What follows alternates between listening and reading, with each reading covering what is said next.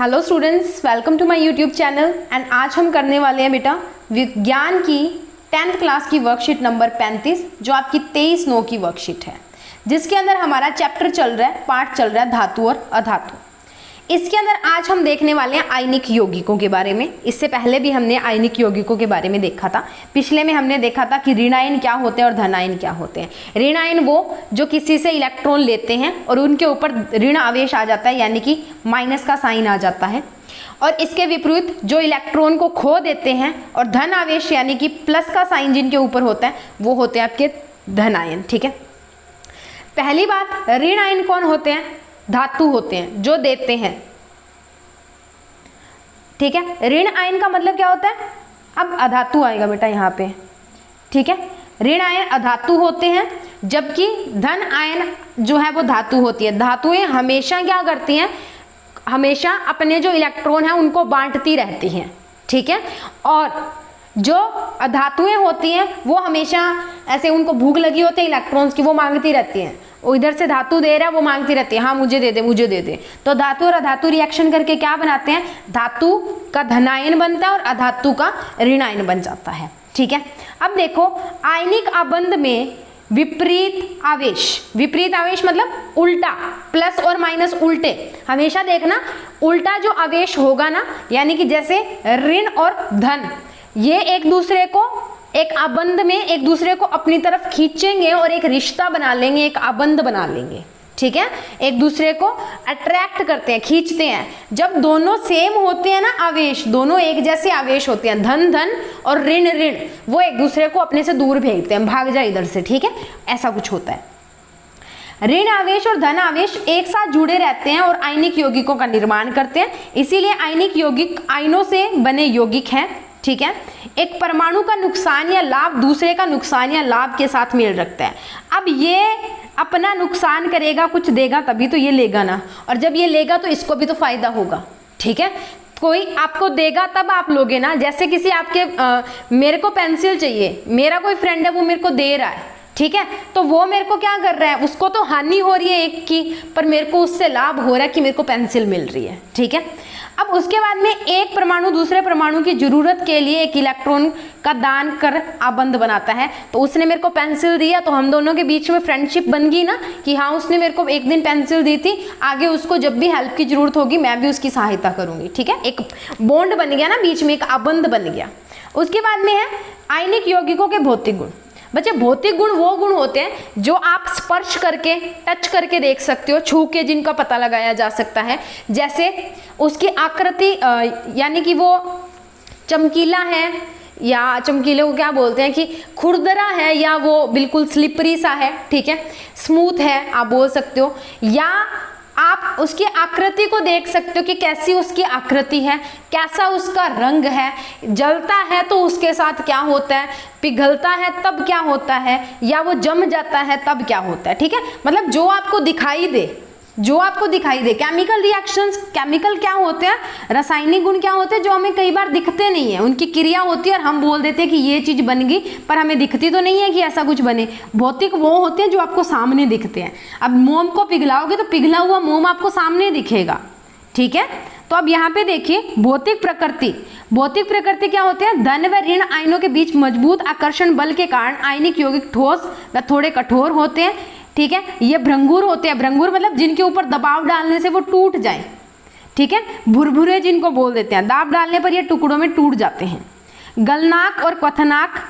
आयनिक यौगिकों का गलनांक और क्वथनांक बहुत अधिक होता है, क्योंकि मजबूत अंतर आयनिक आकर्षण को तोड़ने के लिए ऊर्जा की पर्याप्त मात्रा की, मतलब ऊर्जा में अधिक मात्रा की आवश्यकता होती है।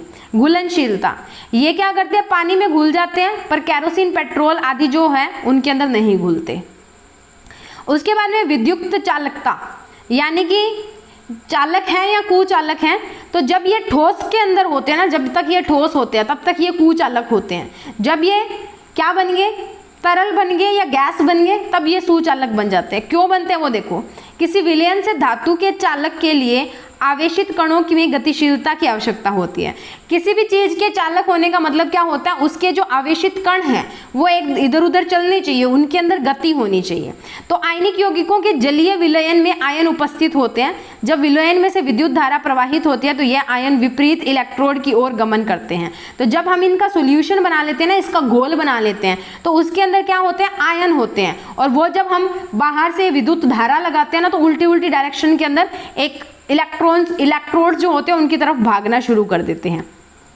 ठोस अवस्था में आयनिक यौगिक विद्युत का चालन नहीं करते, क्योंकि ठोस अवस्था में दृढ़ संरचना के कारण आयनों में गति संभव नहीं होती। जैसे मूव ही नहीं कर सकते, उनका जो घनत्व है वो ज़्यादा होता है ना, एक दूसरे के साथ पूरे ऐसे सख्त से बैठे रहते हैं, ठीक है।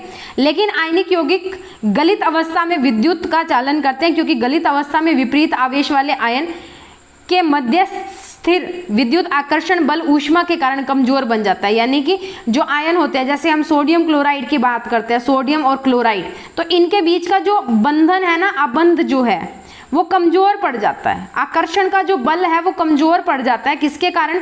ऊष्मा के कारण, गर्मी के कारण। इसीलिए आयन जो है वो स्वतंत्र रूप से गमन करते हैं और विद्युत का चालन करते हैं, ठीक है। ये आपको दिया हुआ है इसका, ठीक है। ये जो है हमारे पास लवण का विलयन है, लवण यानी कि NaCl जिसकी हम बात कर रहे हैं। उसके बाद में हमने ग्रेफाइट की छड़ लगाई है, ये एक बिकर है, यहाँ पे बल्ब है, स्विच है, एक बैटरी ली है। लवण के विलयन की चालकता, विलयन यानी कि घोल में गलित जब होगा तब करेगा, ठोस में नहीं करेगा, ठीक है। अब उसके बाद में आपको भंगुर आयनिक यौगिक जो है उनकी उदाहरण दी गई है, जैसे सोडियम क्लोराइड, मैग्नीशियम क्लोराइड। और उसके बाद में कुछ आपको आयनिक यौगिक उनका गलनांक और क्वथनांक दिया हुआ है, ठीक है, वो आप देख लेना। उसके बाद में चलते हैं इसके क्वेश्चंस पे और इसके क्वेश्चंस को डिस्कस कर लेते हैं। 5 क्वेश्चंस हैं, 1 बाय 1 डिस्कस कर लेते हैं। पहला क्वेश्चन है हमारे पास, परमाणु जो इलेक्ट्रॉन प्राप्त करते हैं और ऋण आवेश प्राप्त करते हैं उन्हें क्या कहा जाता है? उन्हें डैश कहा जाता है, उन्हें ऋणायन कहा जाता है। और दूसरा, परमाणु जो इलेक्ट्रॉनों को खो देते हैं और धन आवेश को प्राप्त करते हैं उन्हें क्या कहते हैं? हम धनायन कहते हैं, ठीक है।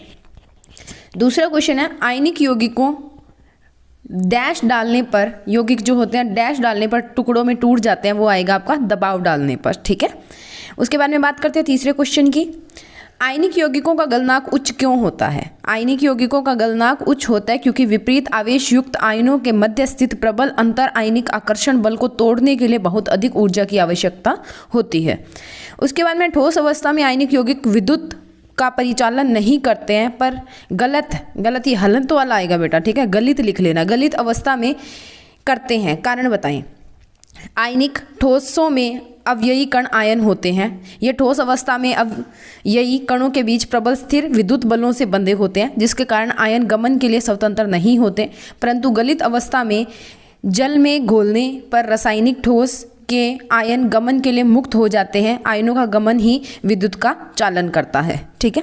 उसके बाद में है हमारे पास 5वां क्वेश्चन, आयनिक यौगिकों की विद्युत परिचालकता नामांकित चित्र के माध्यम से विस्तार में समझाएं।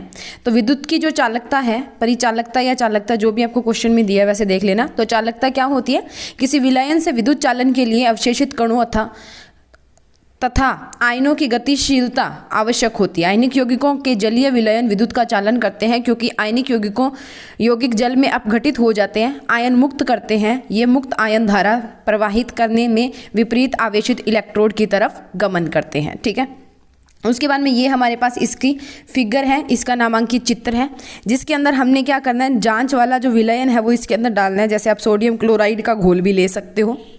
ये हमारे पास ग्रेफाइट की छड़ है, ये एक बीकर है। तो जब ये इलेक्ट्रॉन इधर भागेंगे, ठीक है, तो बैटरी में से जब हम करंट को पास करवाते हैं, विद्युत धारा को पास करवाते हैं, तो ये बल्ब जो है वो ग्लो, अगर जल गया मतलब कि वो जो है वो चालक है, अगर नहीं जला मतलब क्या होता है, कुचालक होता है, ठीक है। सो ये थे हमारे टोटल 4-5 क्वेश्चन जो हमें इसके दिए हुए थे। सो ये लास्ट क्वेश्चन है हमारा 5वां question. Next moving on to the second और थर्ड क्वेश्चन ये रहे हमारे पास, 3rd 4th क्वेश्चन, उसके बाद में 1st to 3rd क्वेश्चन ये रहे, ठीक है। इसी के साथ यहाँ पे हमारी वर्कशीट खत्म होती है।